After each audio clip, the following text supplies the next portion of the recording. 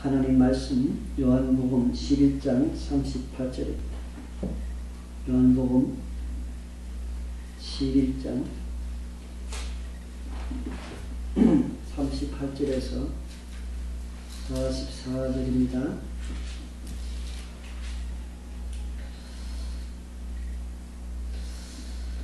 이에 예수께서 다시 속으로 비통히 여기시며 무덤에 가시니 무덤이 구리라. 돌로 막았거늘 예수께서 이르시되 돌을 옮겨 놓으라 하시니 그 죽은 자의 누이 마르다가 이르되 주여 죽은 지가 나흘이 되었으니 벌써 냄새가 나나이다.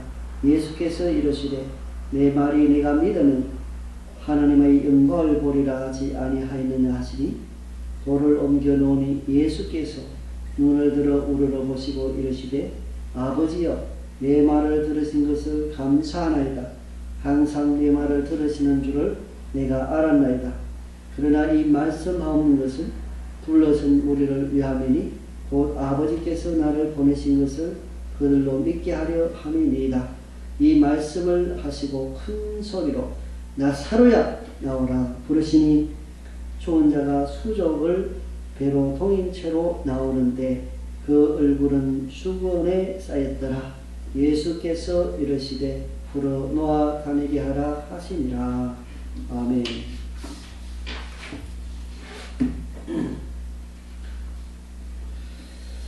네. 오늘 말씀은 나사로야 나오느라. 나사로야 나오느라.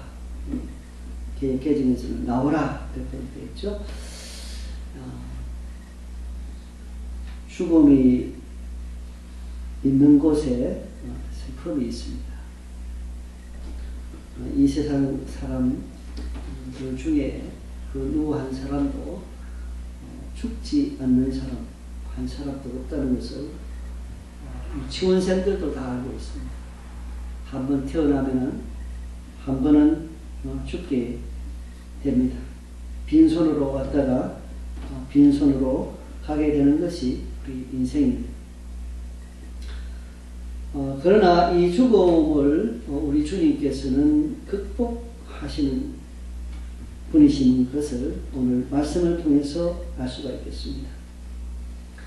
마르다도 슬퍼하였고 마리아도 슬퍼하였고 그들의 동생 나사로가 죽음을 인하여서 많은 사람들이 함께 슬퍼했습니다. 유대 지역에서는 일주일 동안 사람이 죽고 나면 일주일 동안 곡을 한다고 합니다. 슬픔을 표현하는 것이죠. 동구 밖에서 예수님께서는 마르다와 마리아를 만났습니다. 마르다와 마리아 그리고 주변에 있는 조문객들이 우는 모습을 보시고 예수님은 슬피 예수님도 우셨습니다. 슬퍼하는 자들과 함께 슬퍼하고 즐거워하는 자들과 함께 즐거워하라 하신 하나님의 그 말씀을 기억하게 하는 인상케 하는 그러한 장면입니다. 사람들은 죽고 나면 다 끝이고 그만이다라고 하는 그런 생각을 하기 쉬운데 그러나 주님께서는 그렇게 생각하지 않으셨습니다. 나사로의 죽음을 통해서 우리는 죽음에 대해서 한번 우리는 상고해 볼 수 있기를 바랍니다. 사람은 죽고 나면은 어떻게 될까? 신자가 죽고 나서 다시 예수님께서 재림할 그 당시 언젠가 예수님이 재림하십니다. 그때는 우리가 알 수 없습니다. 오늘이 될지 내일이 될지 한 달 후가 될지 10년 후가 될지 아무도 모릅니다. 1000년 후가 될지 아무도 모릅니다. 그러나 분명한 것은 주님께서 다시 오신다는 것입니다. 주님께서 다시 오실 그때에 까지 이 세상을 떠난 사람들의 상태가 어떠한 상태인가? 성경을 통해서 우리 한번 살펴보기를 바랍니다. 그 상태를 중간 상태다 이렇게 표현합니다. 중간 상태. 신자의 죽음과 심판날의 부활 사이에 존재하는 상태, 이것을 중간 상태다. 사람이 세상을 떠나면은 존재 자체가 사라지는가? 성경은 분명하게 말씀하기를 사라지는 것이 아니다. 영혼 불멸을 가르쳐주고 있습니다. 사람이 죽는다는 것은 사람의 존재가 영혼과 육체로 되어 있는데 영혼과 육체가 분리되는 것을 우리는 죽는다라고 표현합니다. 신체적인 죽음을 의미합니다. 영혼과 육체가 분리되었을 때 영혼은 저 세상으로 가게 됩니다. 예수 그리스도를 믿는 사람들은 영혼은 그 천국에 들어가게 되고 믿지 아니하는 사람들은 지옥에 들어가게 됩니다. 영혼이 지옥에 들어가서 고통 가운데 있는 거죠. 어떤 사람은 영혼 같으면은 신경도 없을 텐데 어떤 고통을 느낄 수 있을까? 이런 말을 하는 사람이 있는 것을 봅니다. 그러나 성경은 분명하게 말합니다. 우리의 영혼이 영원한 천국에서 행복을 누리는가 하면 한편으로 죄 있는 상태에서 예수 그리스도를 믿지 아니하고 죄 있는 상태 그대로 세상을 떠났을 때 죄로 말미암아 지옥에서 고통을 받는다는 사실입니다. 그렇기 때문에 이 중간 상태에 대한 올바른 이해를 우리가 해야 되겠습니다. 누가복음 16장 19절에서 31절에 보면은 부자와 나사로의 비유가 있습니다. 그 부자는 예수님을 믿지 아니하는 사람이었습니다. 그 부자는 자기 중심의 삶을 살았던 사람입니다. 그 부자는 하나님께서 자기에게 주신 그 부를 가지고 사회적으로 책임을 다하지 않았습니다. 하나님께서 부를 주실 때는 자기 자신만을 이기심을 충족시키도록 주시는 것이 아니라 사회적인 책임을 감당할 수 있도록 주시는 것입니다. 가난하고 어려운 사람이 있으면 도우라고 부를 주시는 것입니다. 그러나 이 부자는 자기 자신의 쾌락만 추구하고 자기 자신만을 위하여서 물질을 사용하였습니다. 전형적인 비그리스도인의 모습입니다. 우리 그리스도인이 그리스도인답게 살지 아니하고 바로 이 부자와 같이 산다면 그 사람의 삶은 윤택한 삶이라 할 수 없겠습니다. 세상을 떠났을 때 이 부자의 영혼은 바로 지옥에 갔습니다. 그는 너무너무 고통스러워서 천국에 있는 아브라함을 향해서 도움을 요청했습니다. 아버지 아브라함이여, 그 나사로를 시켜서 물 좀 손가락에 찍어서 내 혀를 서늘케 해달라고 그는 부탁을 하지만은 천국과 지옥 사이에는 왕래를 할 수 없는 큰 구렁이 있다라고 이야기를 합니다. 중간 상태에서 영혼은 고통을 받기도 하고 행복을 누리기도 한다는 것을 이 누가복음 16장에서 우리가 분명히 알 수 있습니다. 더 분명히 알 수 있는 것은 죽음 이후에 여전히 생존해 있다는 사실입니다. 죽음 이후에. 죽음으로 모든 것이 끝나는 것이 아니라 계속해서 생존해 있다는 것. 그렇기 때문에 존재적으로는 예수님을 믿든지 안 믿든지 상관없이 존재적으로는 계속 생존해 있는 것입니다. 지옥에 있든지 천국에 있든지 존재적으로는 있다는 겁니다. 이 지상에 살 때에 우리의 삶에 따라서 저 세상에서의 삶의 질이 달라집니다. 이 지상에서 예수님을 믿지 아니하고 하나님을 섬기지 아니하고 죄 문제 해결받지 못한 사람은 저 세상에서 고통을 영원히 받게 된다는 것입니다. 한편으로 죄 문제가 해결된 신자들은 영원히 하나님께 함께하는 삶을, 그러한 복을 누리게 됩니다. 이 천국에 대해서는 어떨 때는 낙원이라 하기도 하고 어떨 때는 아브라함 품 이런 표현이 사용되는 것을 우리가 봅니다. 예수님께서 십자가에 달려 돌아가실 때 그 십자가 돌아가신 그 순간 좌우에 역시 행악자가 달렸습니다. 그 중에 한 사람이 예수여 당신의 나라에 임하실 때에 나를 기억하소서, 이렇게 나를 기억해달라고 같이 십자가에 달려있으면서 예수님을 향해서 그는 이렇게 요청을 했습니다. 기도를 한 거죠.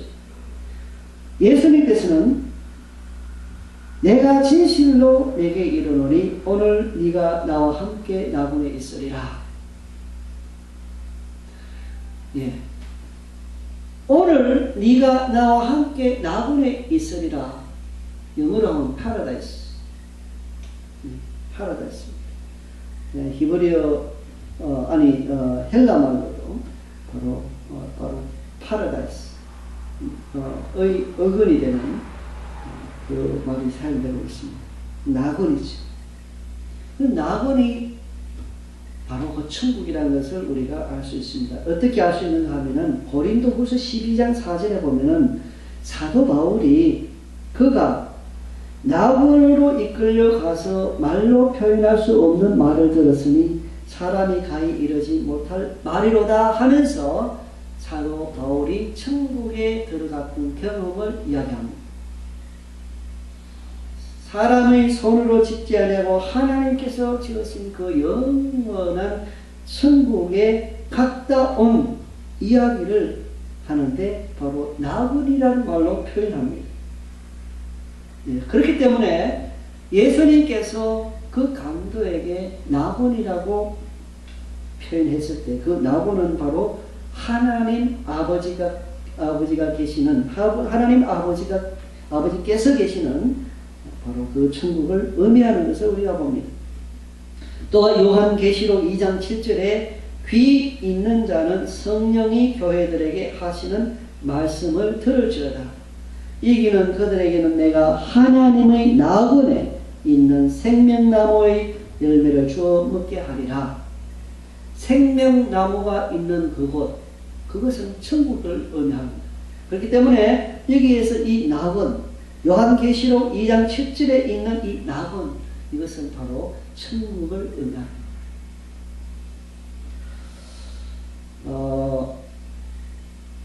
낙원과 천국이 다른 게 아니라 바로 같은 것이다 하는 것이죠.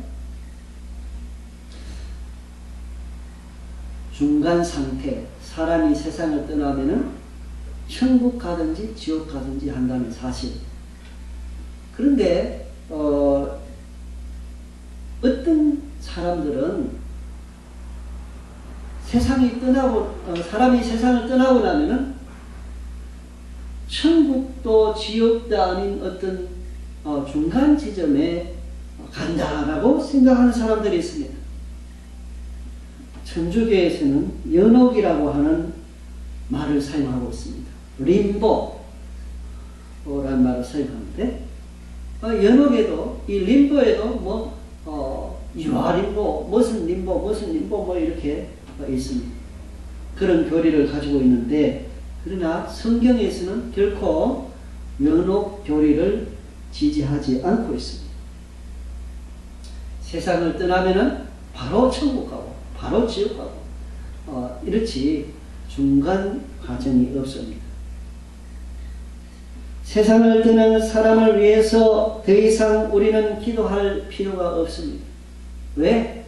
이미 모든 것이 세상을 떠나고 나면 결정되어 버리기 때문에 우리가 세상 떠난 사람들을 위해서 기도한다고 그 사람들에게 영향을 미치는 것이 아닙니다. 그렇기 때문에 죽은 자를 위하여서 기도하는 것은 성경적이지 않습니다.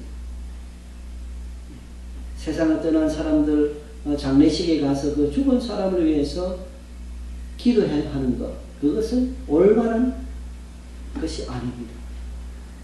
장례식에 가서 기도하면 산 사람을 위해서 기도해야 되겠습니다.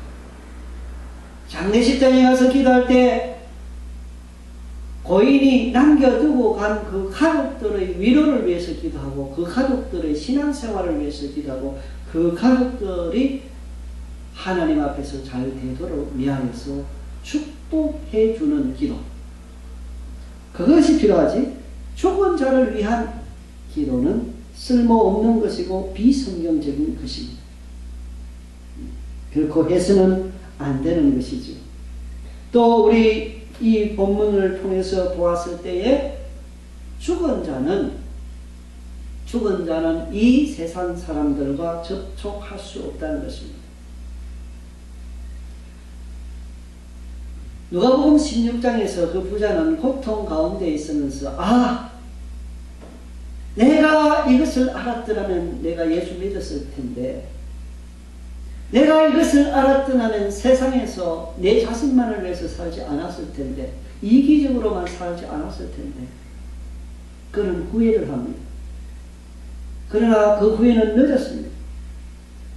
아직 세상을 떠나지 않고 이 세상에 살고 있는 자기 형제들은 결코 그 지옥에 오기를 원치 않았습니다. 그래서 그는 지옥이 있다는 것을 알려주고 싶었어요. 천국에 있다는 것도 알려주고 싶었지만, 그러나 이미 세상을 떠나서 지옥에 들어간 그 사람은 세상 사람과 만날 수가 없었던 것입니다. 그래서 아브라함에게 나사로를 살려 보내주어서 내 형제들이 예수 믿고 이곳에 오지 않도록 해달라는 요청을 하죠. 사실은.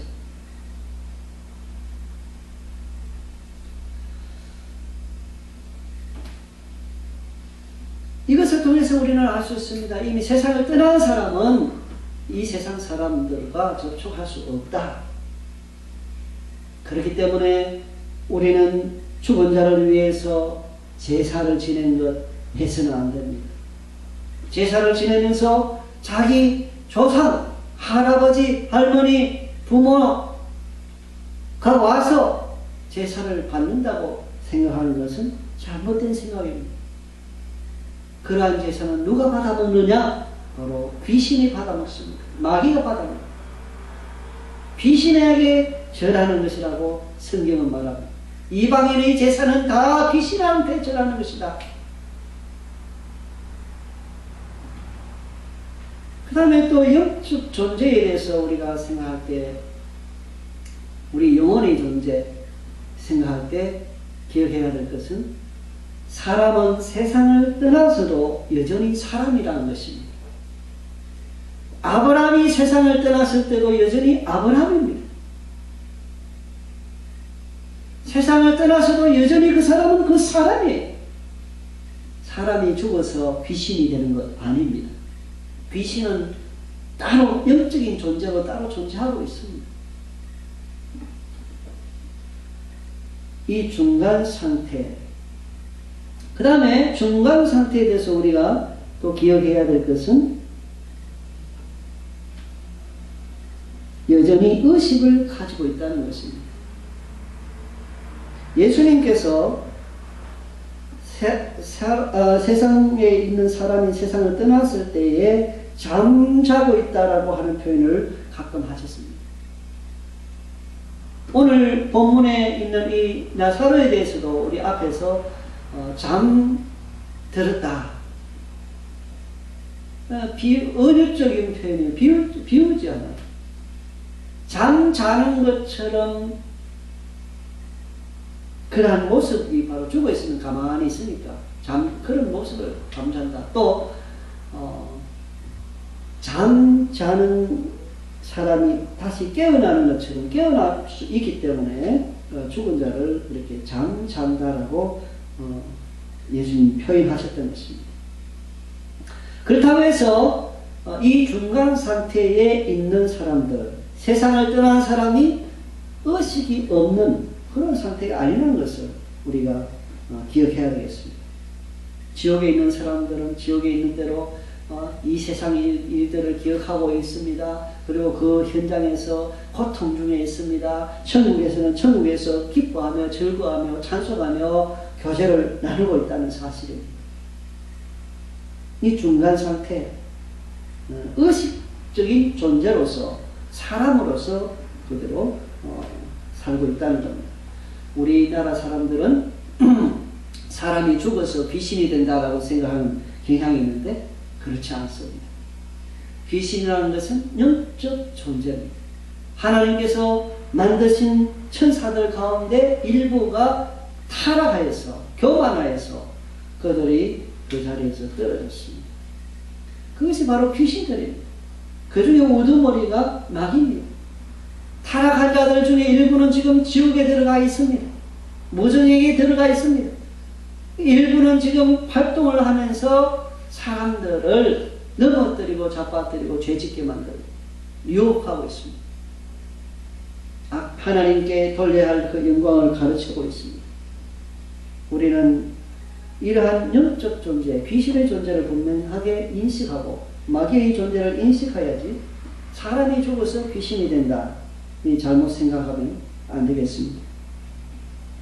사람은 세상을 떠나면 바로 천국 가든지 지옥 가든지 하고 이 세상 사람과 접촉할 수 없다. 그러나 특별히 몇몇 사람들에게 하나님이 허락할 경우에는 이 세상 사람들 눈에 보여질 수 있습니다. 나타날 수 있습니다. 예를 들어서 모세와 엘리야가 그 한 예라 하겠습니다. 예수님께서 기도하실 때 베나산상에서 기도하실 때 거기에 모세와 엘리야가 함께 했다고 분명하게 말씀하고 있습니다. 그것은 특별한 하나님의 허락하에 가능한, 그러나 일반적으로는 그렇게 되지 않습니다. 그리고 이 중간 상태뿐만 아니라 나중에 부활도 마찬가지입니다만은 바로 이 세상에서의 삶과 연관이 있습니다. 이 세상에서의 삶. 같은 그리스도인들이라도 나중에 천국에서 삶은 차이가 있습니다. 어떻게 살아가느냐. 부활의 영광이 다르다고 성경은 말씀하고 있습니다. 그러면 우리 그리스도인들은 이 죽음에 대해서 어떻게 생각해야 될까요? 죽음은 막연히 불행한 것이고 막연히 멸망과 동일시 여기서는 안 되겠습니다. 중요한 것은 예수 그리스도를 믿느냐 믿지 않느냐 여기에 있습니다. 예수님을 믿는 사람에게는 그 죽음이 오히려 하나님께 영광이 됩니다. 왜? 그 영혼이 영원한 천국으로 들어가서 하나님을 기쁘시게 하기 때문에 성도의 죽음을 하나님께서는 귀하게 여기십니다. 성도의 죽음. 성도들은 세상을 떠났다고 해서 그렇게 그냥 지나치게 슬퍼하는 것은 올바르지 않습니다. 우리가 세상을 떠났을 때 헤어진 이별의 슬픔을 가지는 것은 필요하지만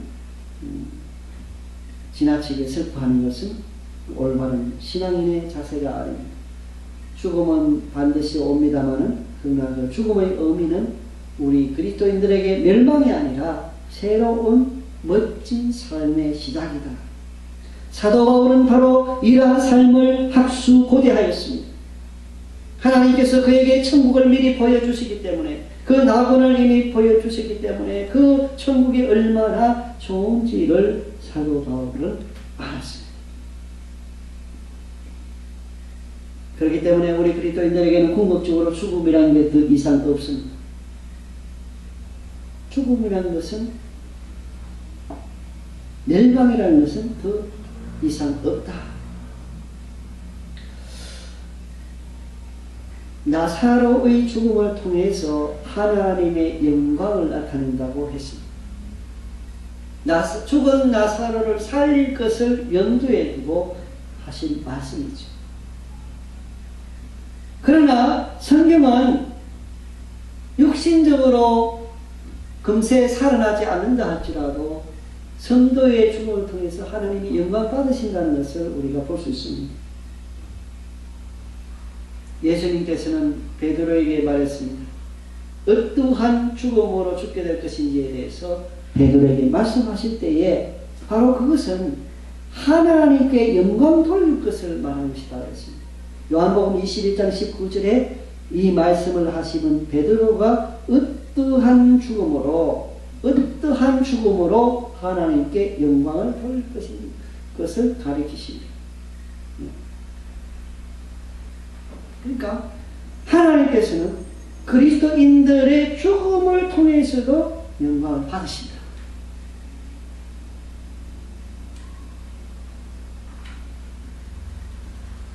주기철 목사님이 순교했습니다. 일본 사람들이 예수 믿는 사람들을 신사참배하지 않는다고 감옥에 집어넣고 그리고 그들을 고문했습니다. 주기철 목사님이 얼마나 심한 고문을 받았던지 기록에 의하면은 대나무로 만든 바늘로 손끝을, 그 손톱 밑에 그 손끝을 그렇게 많이 찔렀다. 민감한 그 부분을 그렇게 많이 찌르고 고문하고 결국에는 순교하고 말았습니다. 신앙을 지키기 위해서, 우상 숭배 그거 하나 하지 않기 위해서, 신사 참배하지 않기 위해서, 그 믿음 지키기 위해서 주기철 목사님은 생명을 걸었습니다. 하나님 앞에서 올바르게 살기 위하여 생명을 걸어서 순교하였습니다. 존 후스는 어떻게 하나님께 영광을 돌렸습니까? 존 후스는 믿음으로 말미암아 어렵다함을 받는다. 인간의 행위를 통해서가 아니라, 헌금을 많이 했다고 죄가 없어지는 것이 아니다. 고행을 했다고 해서 죄가 없어지는 것이 아니다. 회개하고 예수 그리스도를 믿음으로 말미암아 죄 용서를 받고 어렵다함을 받는 것이다. 예수 그리스도의 의가 전가되어서 어렵다함을 받는 것이지, 내가 의로운 행위를 해서 어렵다함을 받을 수 있는 사람은 아무도 없다는 것입니다. 그것을 깨닫게 됐습니다. 이 진리의 말씀을 발견하고 그는 이것을 설교했습니다. 하나님 말씀을 설교하는데 하나님 말씀 바르게 설교하는 것을 트집 잡아서 그 당시에 타락한 종교 지도자들은 그에게 사형 선고를 내리고 화형에 처합니다.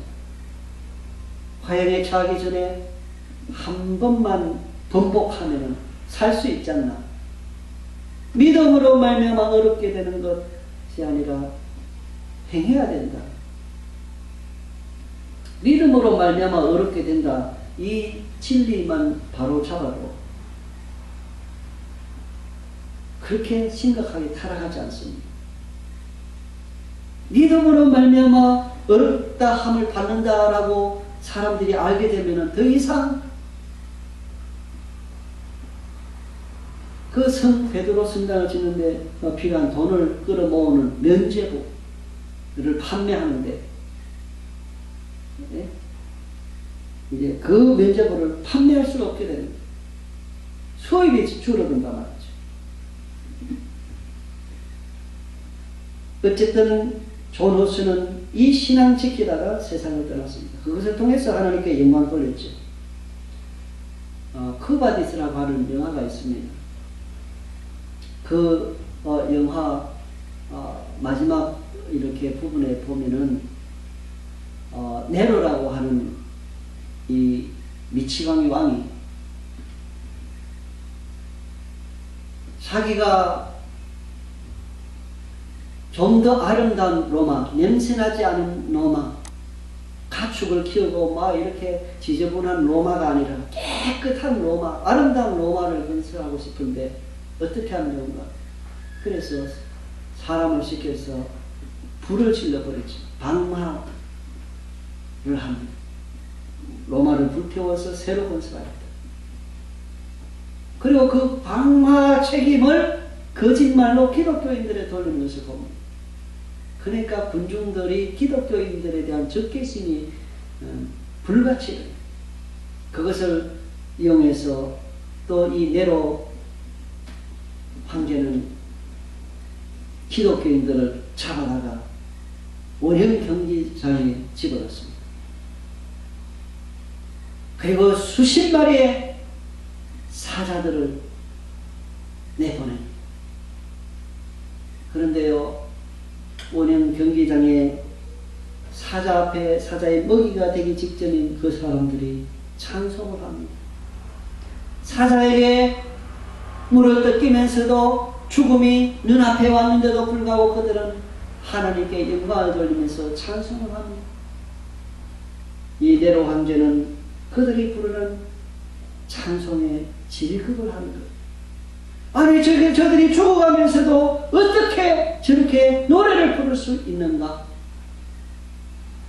네로 황제가 그 영화에 보면은 일이 끝나고 나서 치우지 말고 청소하지 마라. 내가 직접 확인해야 되겠다. 확인하는데 아무도 없는, 군중들이 다 떠나가고 나서 캄캄한 밤에 확인을 합니다. 확인하는데 죽은 사람들의 얼굴이 환하게 웃는 얼굴이에요. 여기도 웃고 있잖아. 저기도 웃고 있잖아.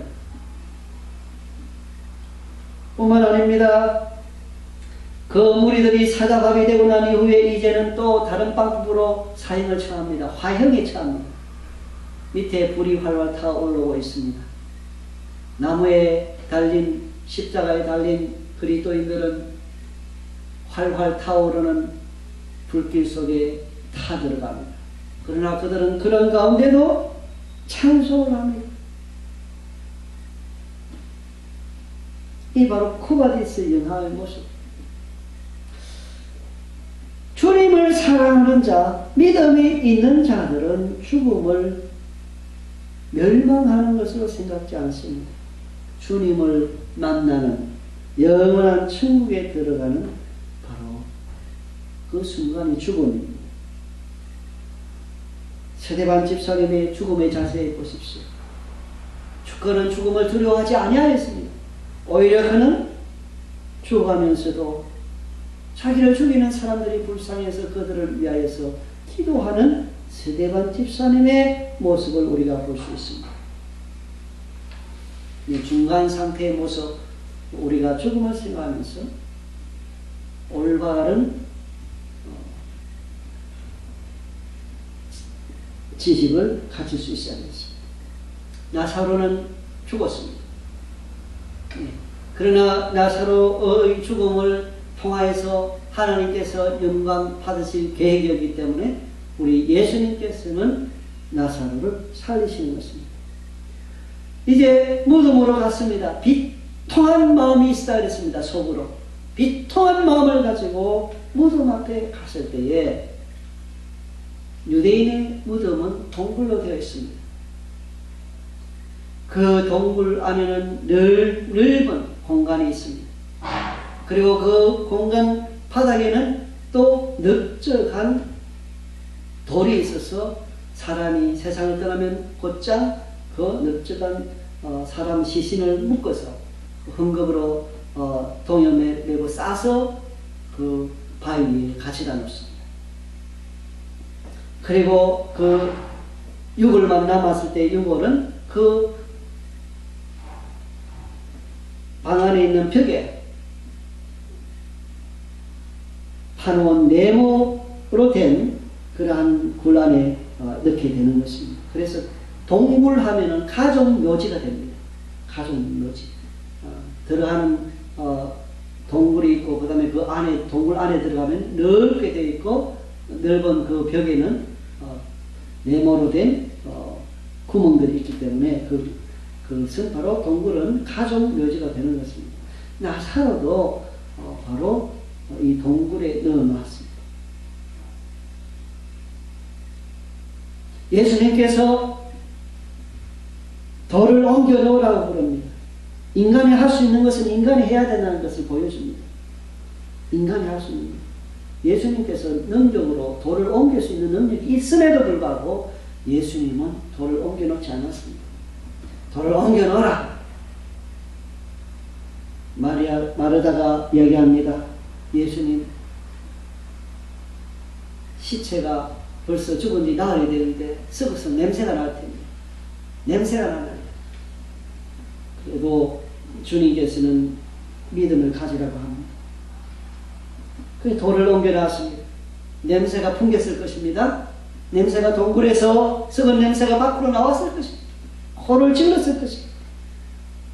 그때에 예수님께서는 죽은 나사로를 향해서 썩은 냄새가 나는 그 나사로를 향해서 나사로야 나오라 명령하셨습니다. 그 명령을 내리자 나사로는 묶인 동여 매진 채로 나왔습니다. 얼굴도 묶여있고 묶여있습니다. 얼굴에 이제 동여 맨 것을 풀어주라고 말씀하시죠. 우리는 여기서 봅니다. 왜 예수님께서 나사로를 살리셨을까? 왜 예수님께서는 많은 유대인들, 조문객들이 보는 가운데서 마르다와 마리아가 있는 가운데서 나사로를 살리셨을까? 물론 마르다와 마리아를 사랑해서 나사로를 사랑해서 살리신 것은 사실입니다. 그러나 예수님께서 거기에만 뜻이 있는 것이 아니라 바로 예수님 당신께서 부활이요 생명인 것을 나타내 보여주신 것입니다. 누구든지 예수님을 믿는 사람에게는 이러한 부활의 영광을 누리는 것입니다. 요한복음 11장 25절 26절에서 예수께서 이르시되 나는 부활이요 생명이니 나를 믿는 자는 죽어도 살겠고 무릇 살아서 나를 믿는 자는 영원히 죽지 아니하리라고 말씀하셨습니다. 나를 믿는 자는 죽어도 산다 라고 영혼 불면을 분명하게 말씀하십니다. 요한복음 5장 25절에서 말씀하십니다. 그 이하에서 진실로 진실로 너에게 이르노니 죽은 자들이 하나님의 아들의 음성을 들을 때가 오나니 곧 이때라. 듣는 자는 살아나리라. 아버지께서 자기 속에 생명이 있음같이 아들에게도 생명을 주어 그 속에 있게 하셨고 또 인자됨으로 말미암아 심판하는 권한을 주셨느니라.